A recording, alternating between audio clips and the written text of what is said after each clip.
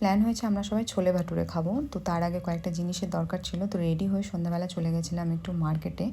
আমার বোনের কয়েকটা জিনিস দরকার ছিল আর আমার দরকার ছিল ছোলে ভাটুরে ভাজার জন্য রাইস ব্র্যান্ড অয়েল।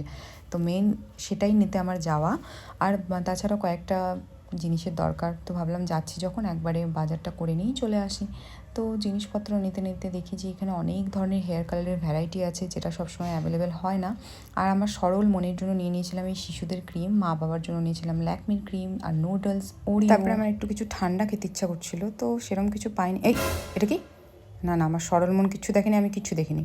তারপরে আমার একটা বাজে স্বভাব, যেখানে সেখানে গেলে কাপ তুলে নিয়ে নেওয়া। আর সবসময় ছিল সঙ্গে আমার মাথা ব্যথার ওষুধ ঝান্ডু বাম, না ছিল এটা অমৃতাঞ্জন বাম, ছোটো প্যাকটাই নিলাম। আর এটা নিয়ে বিলিং করতে গিয়ে দেখি যে আমুল ডার্ক চকলেটের দাম হয়ে গেছে প্রায় 200 টাকা। তো সেটা বাদ দিয়ে নিয়েছিলাম একটা স্নিকার্স, যেটার ভেতরটা ছিল একদম আমার কেরিয়ারের মতন ভাঙাচোরা। ফল আর ফুল নিয়ে মিষ্টি নিয়ে চলে এসেছিলাম বাড়ি, কারণ পরের দিন ছিল আমাদের বাড়িতে পূর্ণিমার পুজো। চলো টাটা।